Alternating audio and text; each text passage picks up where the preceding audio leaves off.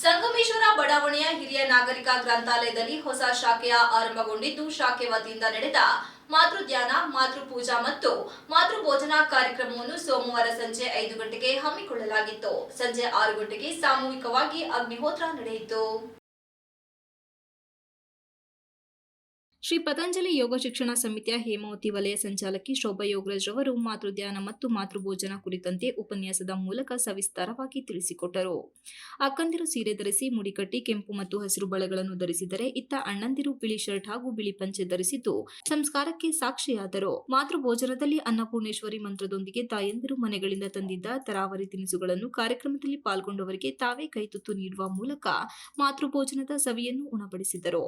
ಕಾರ್ಯಕ್ರಮದಲ್ಲಿ central commerce ಕಾಲೇಜಿನ ಪ್ರಾಂಶುಪಾಲರಾದ ಚಂದ್ರಕಾಂತ್ ಪಡೆಸೂರು, ನಗರಸಭೆಯ ಸದಸ್ಯರು ಅಶ್ವಿನಿ ಮಹೇಶ್, ಸಮಿತಿಯ ಪ್ರಮುಖರಾದ ನೀಲಕಂಠಣ್ಣ, ಹಾಸನ ನಗರದಲ್ಲಿ ನಿತ್ಯ ಅಭ್ಯಾಸದಲ್ಲಿರುವ 12 ಶಾಖೆಯ ಯೋಗ ಶಿಕ್ಷಕರು, ಯೋಗ ಬಂಧುಗಳು, ಶಿಬಿರಾರ್ಥಿಗಳು ಹಾಗೂ ಸಾರ್ವಜನಿಕರು ಸೇರಿ 150ಕ್ಕೂ ಹೆಚ್ಚು ಸಂಖ್ಯೆಯಲ್ಲಿ ಪಾಲ್ಗೊಂಡಿದ್ದರು.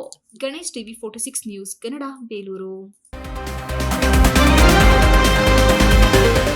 You are watching TV 46 News Kannada.